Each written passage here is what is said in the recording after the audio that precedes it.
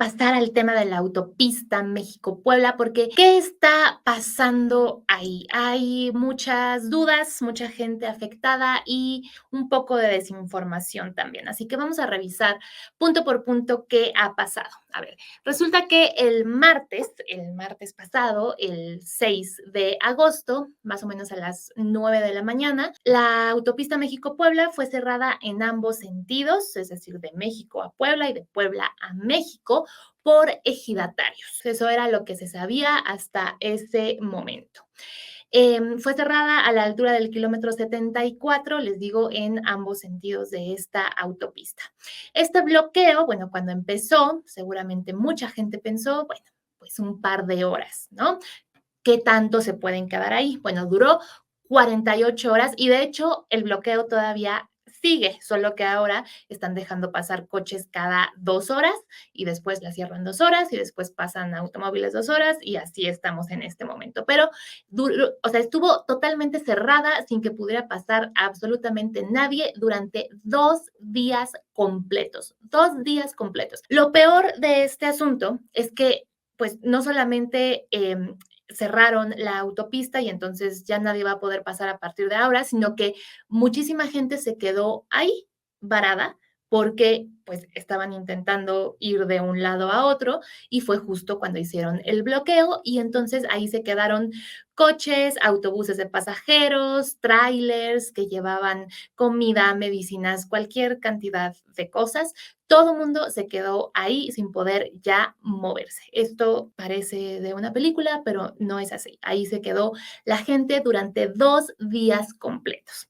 A ver, primero el presidente López Obrador habló sobre esto hoy, bueno, también ayer, pero hoy fue un poco más claro en su conferencia matutina. Así que vamos a escuchar qué dijo el presidente, vamos a ver cómo explica lo que está pasando y por qué están haciendo estos bloqueos y después regresamos. Vamos a ver qué dijo el presidente. Hay que tener en cuenta que estos daños se ocasionan cuando se construye la autopista Puebla-México. O sea, ya llevan décadas. Y ellos han mantenido la demanda de que no se les pagaron sus terrenos o no les pagaron bien y han acudido a varias instancias y hasta que llegamos nosotros decidimos hacer justicia y pagarles por los daños ocasionados en gobiernos anteriores. Pero nosotros para poder pagar un daño tenemos que hacer un avalúo. Hay una instancia del gobierno federal encargada de hacer estos avalúos. Se hacen los avalúos, se tiene el dinero para pagarles a los campesinos y dicen los abogados, no estamos de acuerdo con los avalúos, quieren más. Ellos son los que están dinamitando las mesas de negociación, se puede decir, las mesas. Sí, entonces nosotros no podemos, como servidores públicos, pagar más de lo que se establece en un avalúo. Como nosotros no reprimimos, porque es mejor convencer, persuadir que reprimir, aprovecho para hacerle un llamado a los campesinos, no se dejen manipular por estos abogados.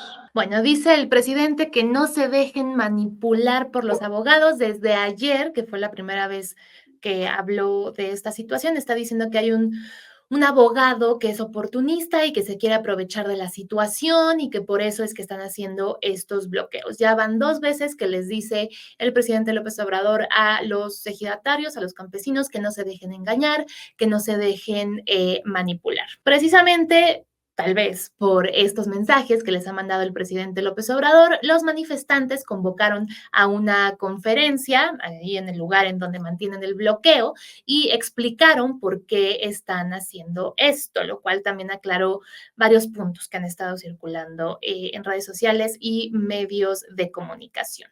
El motivo detrás del cierre de la autopista México-Puebla es el pago de unas tierras que ellos dicen que les fueron quitadas para construir algunos tramos de la autopista y también el parque que está cerca del volcán Popocatépetl. Esto es lo que ellos dicen. Esta carretera fue hecha en 1962 y al parecer desde entonces está este problema. Después dicen que tuvieron varias reuniones con la Secretaría de Comunicaciones y Transportes y que llegaron a ciertos acuerdos, pero que no les ha sido pagado lo que les deben. Una primera versión de estos hechos, que está también circulando en medios de comunicación, decía que en 2018 el gobierno federal entregó 176 millones de pesos a este ejido para compensar a casi 400 personas afectadas, a 397 personas que fueron afectadas, y con estos 176 millones de pesos se suponía que les iban a pagar. Y de acuerdo con esta primera versión, este dinero fue triangulado por la persona responsable del ejido que lo recibió y nunca llegó a los ejidatarios. Entonces es por eso que ahora se están manifestando y están pues reclamando el pago, ¿no? El pago de estas tierras que de alguna manera les quitó el gobierno y no les pagó de forma justa. Ahora, esta primera versión de los 176 millones de pesos, ahora sabemos que no es verdad.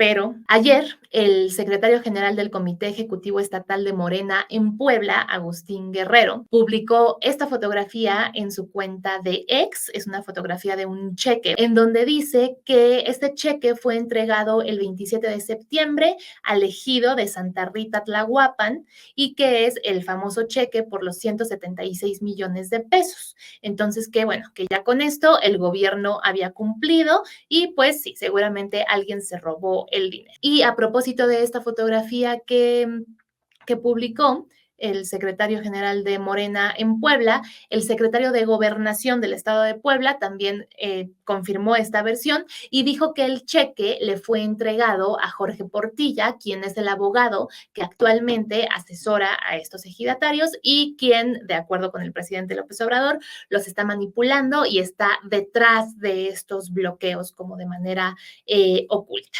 De la entrega de este cheque, que por cierto, si se fijan en la foto, la fecha del cheque es 26 de julio y lo que dice el gobierno es que fue entregado el 27 de septiembre. Bueno, tal vez ese día lo emitieron, ¿no? El 26 de julio. Hay pruebas, aparte de esta fotografía, de que el cheque efectivamente fue entregado. Por ejemplo, tenemos un tuit del periodista Juan Carlos Valerio, un periodista de Puebla. Es un tuit viejito, la foto se ve viejita, pero es efectivamente un tuit de ese día, el 27 de septiembre de 2018, en donde pues está reportando que se entrega la indemnización a ejidatarios de Santa Rita Tlahuapan afectados por la construcción de la autopista México-Puebla hace 60 años. O sea, en ese momento era hace 60 años. Entonces ahí se ve cómo les están entregando el famoso cheque y pues efectivamente eso sucedió. Ahora, en esta conferencia de prensa que dieron las personas manifestantes hoy, estaba la abogada Patricia Rodríguez Flores, quien es otra de las personas que pues están aconsejando y representando a los manifestantes, y durante esta conferencia, Patricia Rodríguez dijo que este cheque de los 176 millones de pesos no tiene nada que ver con el conflicto actual, que efectivamente ese cheque fue entregado al ejido de Santa Rita Tlahuapan, pero quienes se están manifestando ahora no pertenecen a ese mismo ejido, sino al ejido de Ignacio López Rayón, o sea, es otro ejido aparte. Entonces, sí, Santa Rita Tlahuapan recibió esos 176 millones de pesos, no dieron mayor explicación de qué le hicieron al dinero, pero dicen que el ejido de Ignacio López Rayón no ha recibido ninguna compensación pues por estas tierras, ¿no? Que no les han pagado y por eso es que se están manifestando. Y esto lo confirmó después de escucharlo Javier Aquino, el secretario de Gobernación de Puebla, quien hace unas horas, estaba diciendo que el cheque sí lo habían entregado y que ya estaba pagado y que entonces, ¿por qué se estaban quejando? Parece que ahora recordó que, pues sí, efectivamente se trata de otro ejido, después de que la abogada hizo esa aclaración. Y a ver, ahora que tenemos claro este panorama y por qué se están manifestando, si se suponía que ya habían recibido el dinero, bueno, al final resulta que no habían recibido el dinero porque este es otro ejido. Ya había habido una manifestación similar a esta hace un mes más o menos, el 12 de julio, pero esta vez el bloqueo duró solamente 10 horas y a las 10 horas pues ya liberaron la autopista y pudieron seguir circulando los automóviles. Entonces parecía que todo iba a resultar igual esta vez, pero les digo, esta vez ya duró 48 horas y continúa con algunas liberaciones, digamos, de la autopista intermitentes, pero siguen ahí y siguen pues cerrando la circulación cada cierto tiempo. Lo más preocupante en este tema, como les decía hace rato, son todas las personas afectadas que no tienen nada que ver con esto, ¿no? O sea, ya entendimos que lo que quieren los ejidatarios es que les paguen por sus tierras y que el pago se le hizo a otro ejido y no a este ejido, pero como les conté al principio, una vez que bloquearon la autopista, muchísimas personas se quedaron atrapadas, o sea, literalmente atrapadas, tuvieron que dormir en los coches, comer lo que pudieron comer, buscar cómo ir al baño y cómo hacer muchas cosas que tienes que hacer en tu día a día porque estás atrapado en una autopista, en un coche. Tenemos, por ejemplo, el caso de una familia que entrevistó N+, lo publicaron hoy en la mañana, no lo podemos pasar acá porque obviamente tiene derechos de autor, pero es una familia que estaban atrapados, el papá, la mamá, dos niñas chiquitas y un perro que iban en su coche, estaban transitando por la autopista y se quedaron ahí atrapados. Y lo que dicen en esta entrevista es que, bueno, un conductor de un tráiler les regaló croquetas para el perro, que ya tampoco tenía nada que comer, porque pues ellos pensaron que iba a ser un trayecto de un par de horas y se quedaron 2 días ahí, y que mucha gente les regaló también comida para ellos y para las niñas, porque pues yo creo que nadie hace este trayecto de 2 horas pensando, me voy a llevar una despensa para un par de días, ¿no? Por si me quedo ahí atrapado más de 24 horas. Entonces, así fue como estaban pasando los días hasta ese momento esta familia.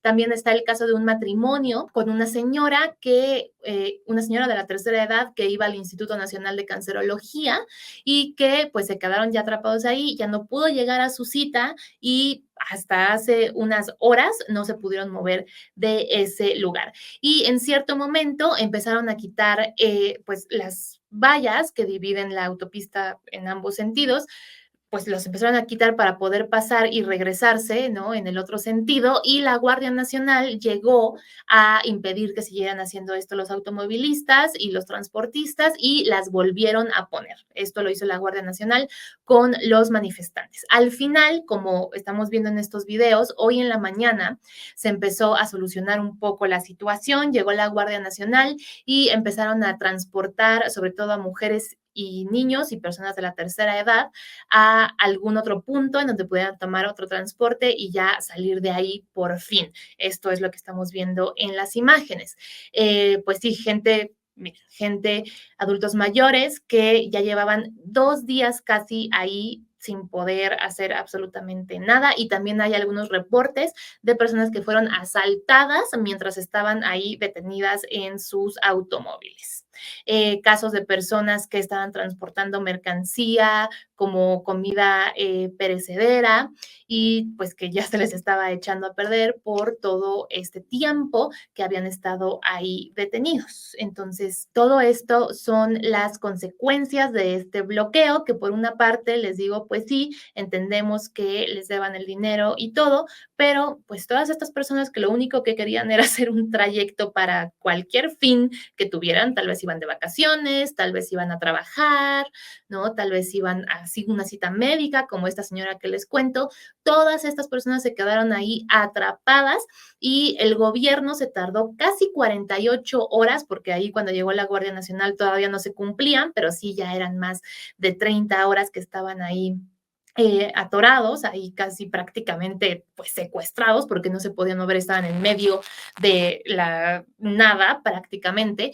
Y bueno, hasta ese momento llegó la Guardia Nacional para ayudarles a transitar y poder transitar a otro lado, ¿no? Y poder salir de ahí. ¿Por qué simplemente no van tras de la persona que se robó los fondos y que está muy raro todo? Bueno, pues sí, pero recuerden que resulta que en este caso nadie se robó el dinero, sino que a ellos absolutamente nadie les ha pagado, ¿no? El pago fue para otro ejido. Pues también las personas que se quedaron atrapadas tenían derecho a transitar, ¿no? Por esa autopista federal y les quitaron ese derecho porque ok, están manifestándose y están reclamando algo, pero ¿qué culpa tienen todas las otras personas, no? Y sobre todo, ¿por qué se tenían que quedar 2 días ahí?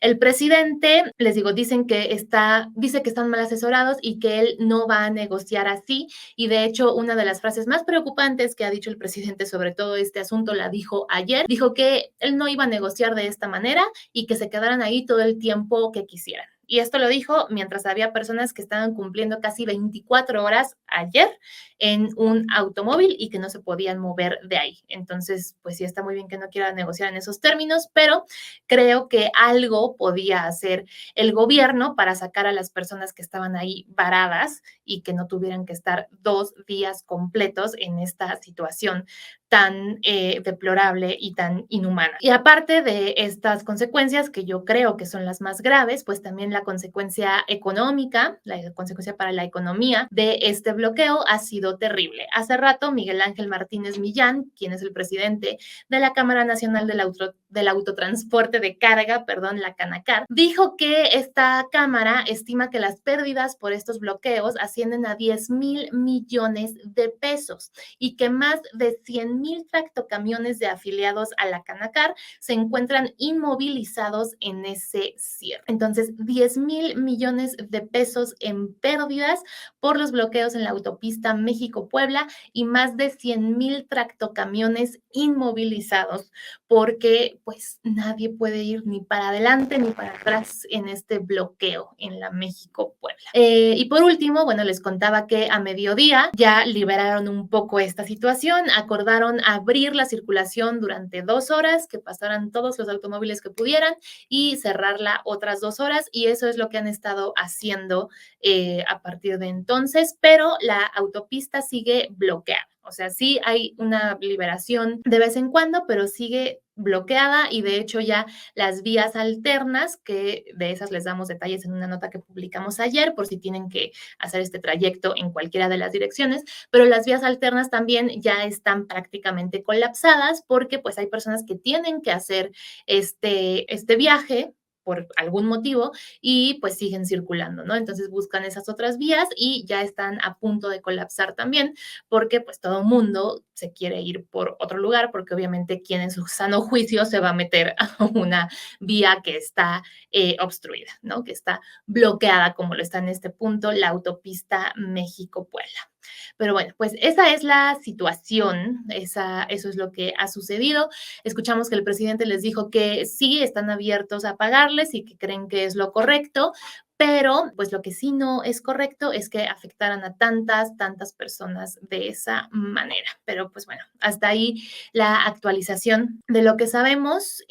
Ojalá que esto ya no dure mucho tiempo más porque muchísimas personas están siendo afectadas y no tanto estos 10,000 millones de pesos que les digo, que sí, bueno, es muy preocupante, pero las personas que solamente quieren pasar para ir a alguna de estas ciudades y no lo pueden hacer. Eso es lo más grave de este asunto. Vamos a ver qué pasa en los próximos días y por supuesto acá se los daremos a conocer en Serendipia en alguno de nuestros videos o no.